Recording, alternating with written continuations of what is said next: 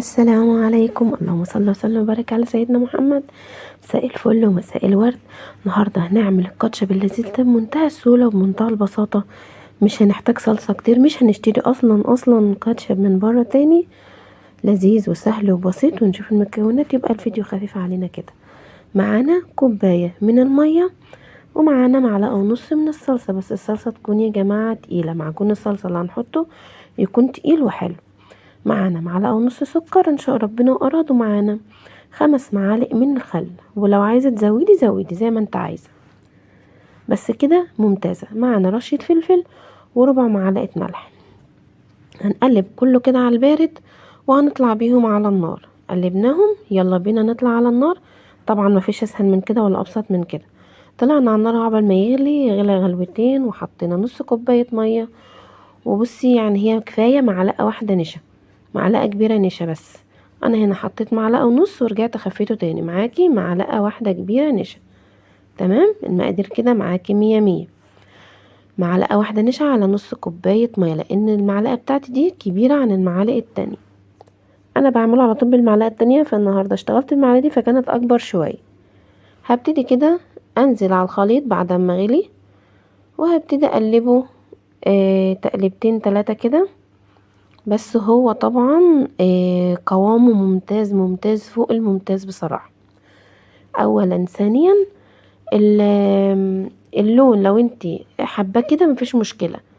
عايزة تضيفي اضافة بسيطة وتحطي لون حطي. انا كان عندي لون طعام، حطيت نقطتين. عايزة تحطي انتي نقطة واحدة زي ما انتي تحبي، بس عشان يبقى اللون مناسب مع اللي انتي بتعمليه.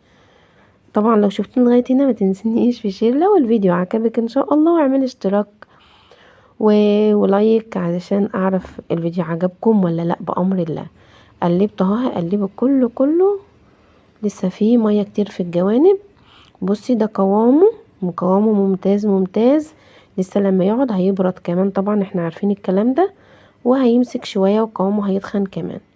حلو الكلام. هناخد بقى بعضنا كده ونروح على الطبق بتاعنا نفضيه ونشوف هو عامل ازاي.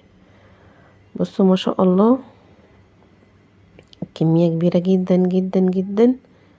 طبعا يعني شوف احنا بنشتري من بره بكام، واحنا ما كلفناهوش حاجة بصراحة. ممتاز جدا. يلا بقى ما تنسينيش معاكي في لايك وتعليق وشير. ويا رب ان شاء الله يكون الفيديو عجبكم، واشوف فيديو جديد ان شاء الله. بس قبل ما اختم تعالى اوريكي هنصبه ازاي، واوريكي الناجتس اللي انا كنت عاملاه في البيت. ولو عجبكم الناجتس ده هنزل لكم مقاديره. هنا لسه سخن اهو، وقوامه حلو جدا. هسيبه ان شاء الله لما يبرد اهو. بيرد اهو، بصوا قوامه عامل ازاي.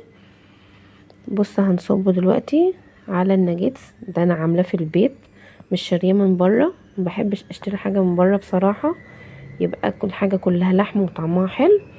بامر الله هنزل لكم مقاديره. بجد ممتاز وسهل وبسيط ومش مكلف، وبيدي كمان كميه كبيره جدا. يا رب ان شاء الله اكون عجبتكم، ويا رب اكون عند حسن ظنكم. وان شاء الله اشوفكم فيديو جديد. وباي باي، اترككم في رعايه الله وامنه. السلام عليكم.